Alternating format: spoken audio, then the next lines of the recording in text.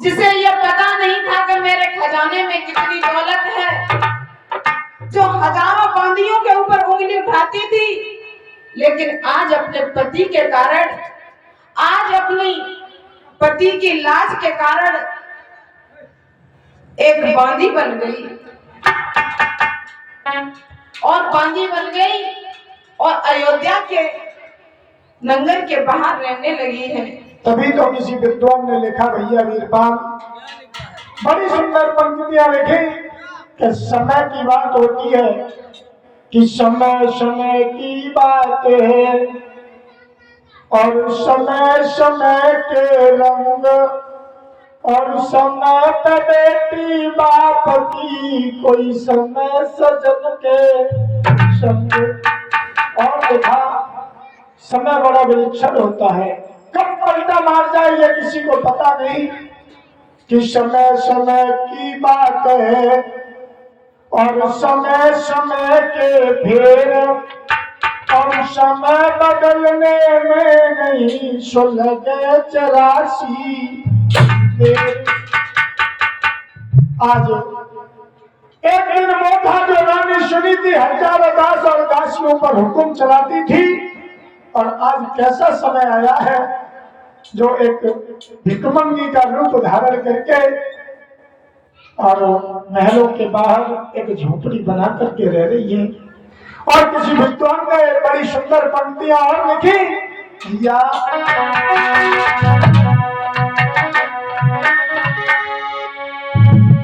कि कोई सोने की चादर छानी चले, भैया छान चले, कोई धूप में चले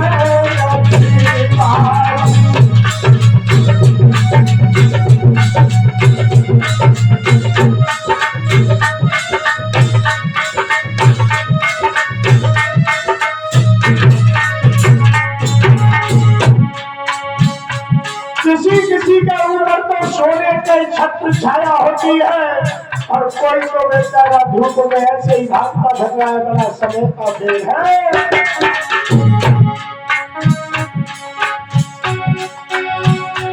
कोई सोने की छत्र छाई चले, भैया कोई धूप में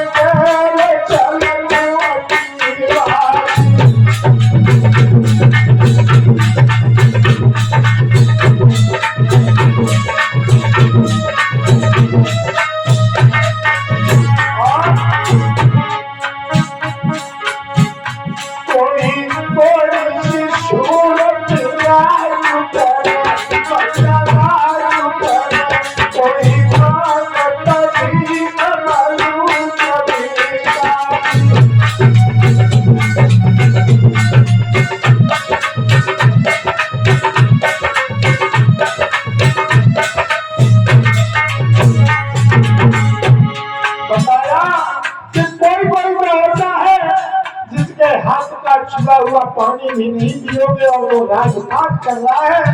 और कोई कोई ऐसा भी है बड़ा सुंदर है लेकिन बेचारा भीख मांग रहा है। सब समय की बात है। कोई कोई सी सूरत राज करो, सोनू राज करो, भैया राज करो, कोई मांग कभी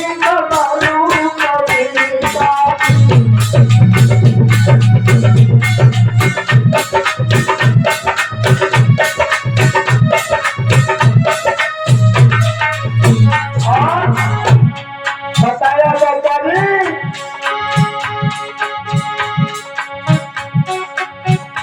कोई दुनिया पति संग सुखी रहे, कोई दुनिया पति संग सुखी रहे, भैया सुखी रहे, कोई घूम रही हमारी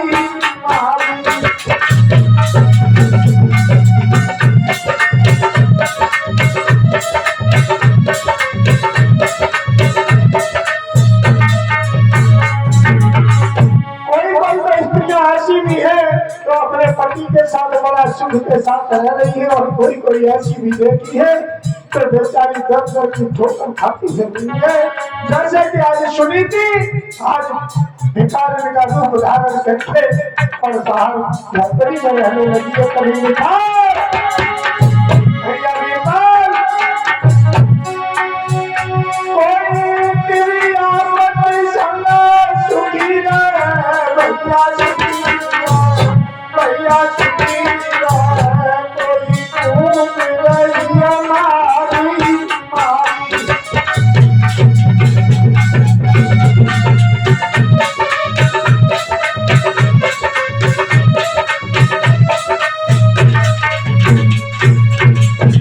आज समिति कष्टों का सामना करते हुए झोंपड़ी में रह रही है,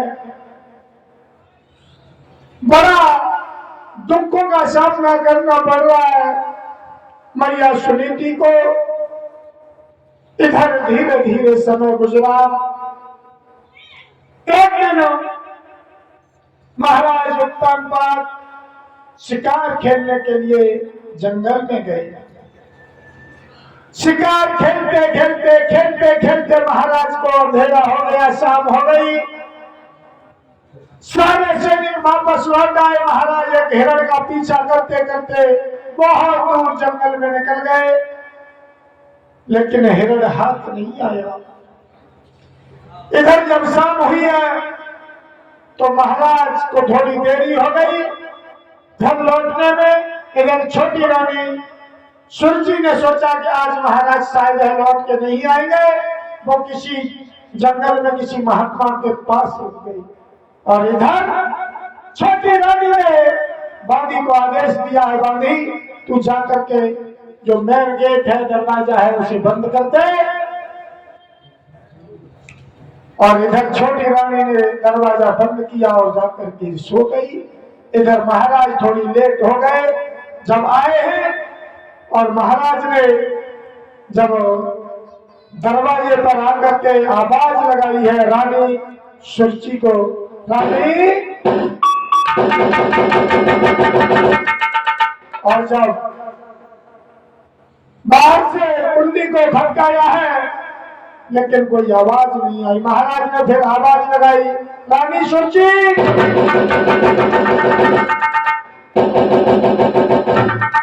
लेकिन कोई आवाज नहीं आई।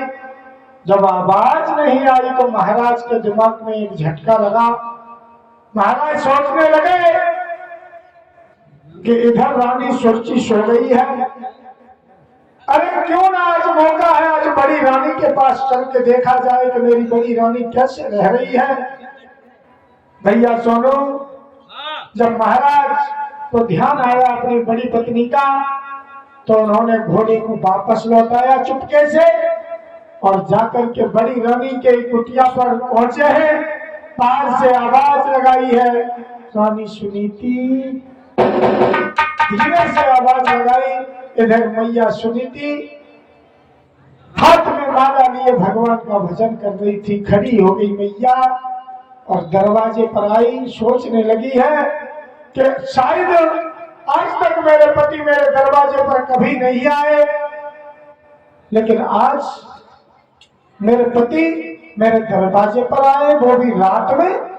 मुझे ऐसा लगता है कहीं छोटी रानी ने मेरे पति को मुझे मारने के लिए भेजा है। लेकिन रानी सुनीति ने बाहर आकर के दरवाजा खोला, पति को देखा, अंदर ले गई। इधर भक्तों, जैसे ही महारानी ने अपने पति को देखा है महाराज आधी रात के समय पर आए हैं। क्या कारण है जो मुझे आधी रात के समय पर याद किया है? भक्तों, अपने पति के चरणों को स्पर्श किया है, हाथ पकड़कर अपनी कुटिया में ले गई। जब कुटिया में ले गई है तो महारानी पूछने लगी है, स्वामी भला जिस दिन से मैं तुम्हारी बहन से आई उस दिन से तुमने मेरी कभी खबर नहीं ली, लेकिन आज आधी रात का समय है आज मेरे यहाँ आने का कैसे कष्ट किया है। तो वैसे ही महारानी पूछने लगी है अपने स्वामी से कि हे भगवान, मुझे एक बात बता दो। पूछो रानी। मुझे बहुत शंका हो रही है। किस बात की ये शंका? आधी रात आने का समय क्या है?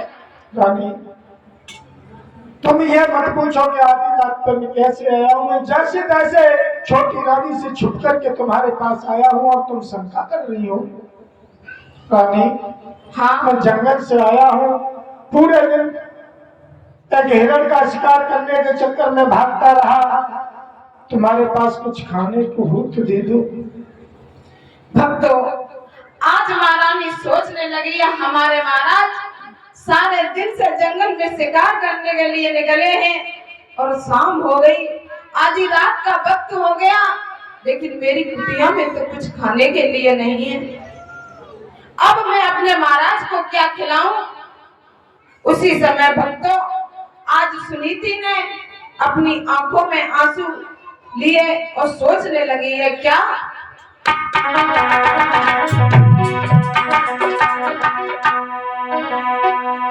ओ सासुल के लाल,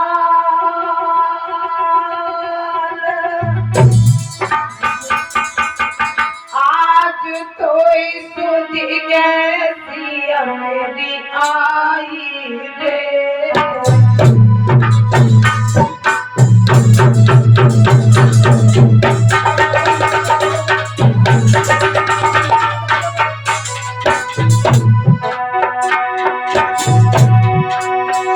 आज भैया सुनीति पूछने लगी है इतने दिन हो गए कभी मेरी चिंता नहीं की,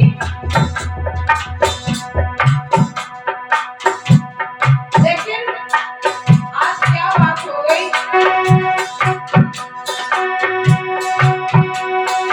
ओ सासुल के लायला लयन सुन कैसी मेरी आई।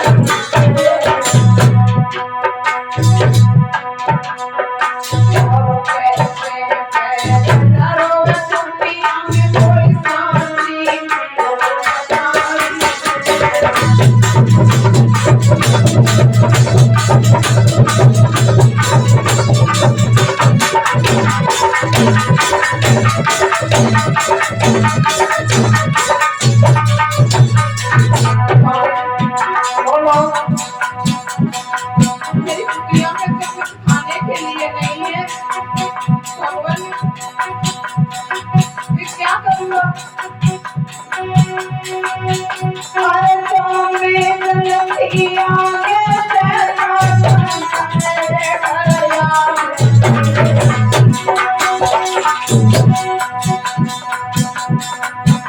और कमान के लाती रे और पैसे लाती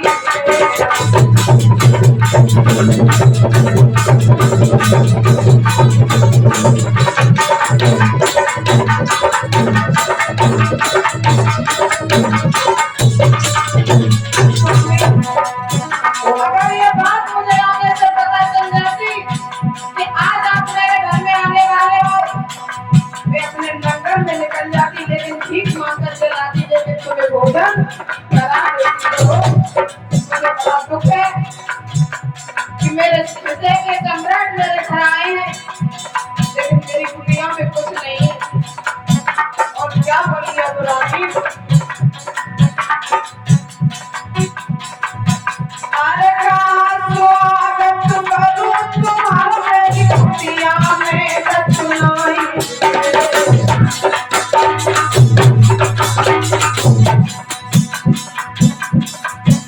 और कर कर मन की याद सुनी थी बिलख बिलख जाई।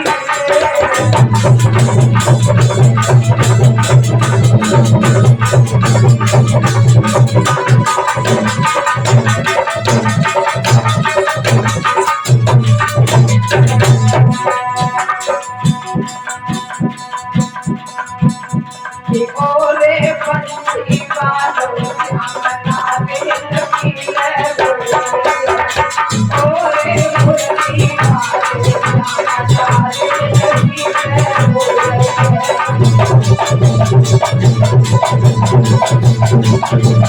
भक्तों,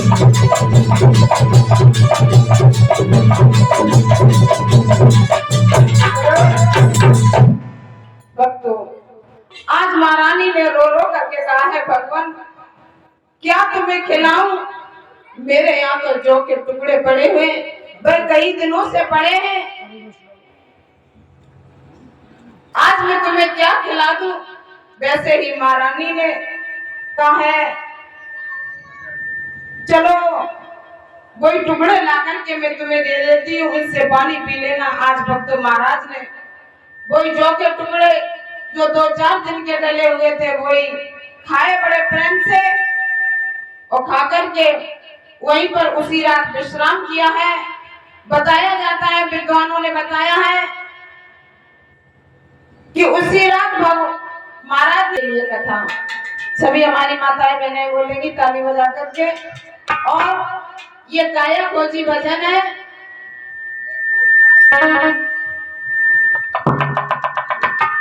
भैया सीटी मारो, सीटी ना मीठी मरवाओ। ना मानना तो ईटा मार लियो। तो जीव आत्मा कहती है कि हे काया, मैं तुझे दगा दे जाऊंगी और अपने सजन के संग चली जाऊंगी। कौन सजन है? वो परम पिता परमात्मा। तो क्या बोली है वो जीवात्मा? सजन संग जाऊंगी। कौन सा सजन संग? ये वाले सजन नहीं, ये तो सब लोकल है, डुप्लीकेट है। उस परम पिता परमात्मा को बताया गया है कि कोई हमारा सच्चा प्रीतम है। ये सजन संग जाऊंगी और काया तो इनका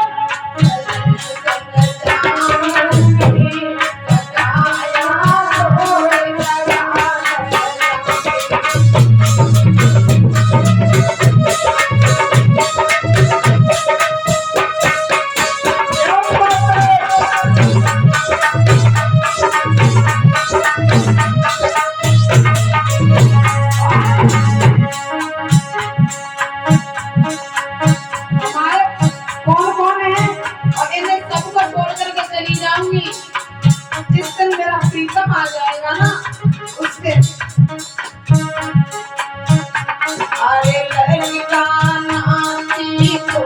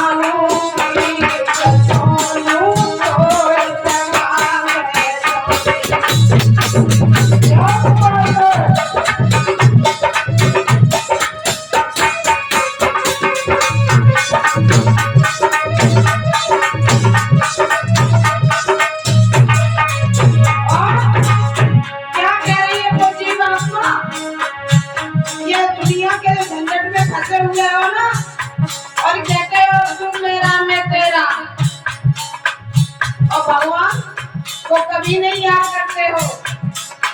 और क्या बोली है? अरे तू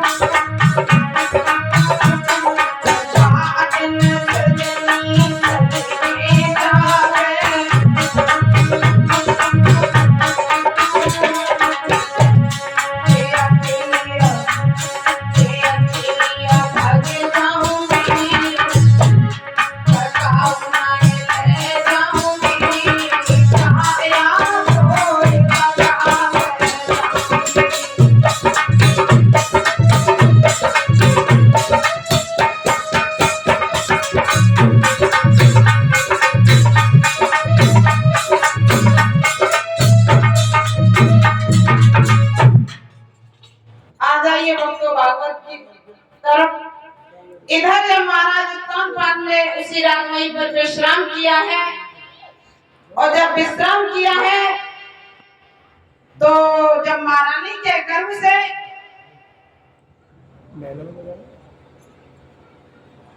बहुत सुंदर एक बालक ने जन्म लिया, इधर सुरुचि भी गर्भवती हो जाती है।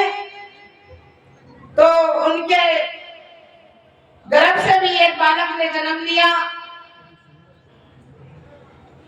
तो इधर जब दोनों रानियों के एक एक बालक ने जन्म लिया है, तो जो सुनीति का बालक था उनका नाम ध्रुव रखा गया है।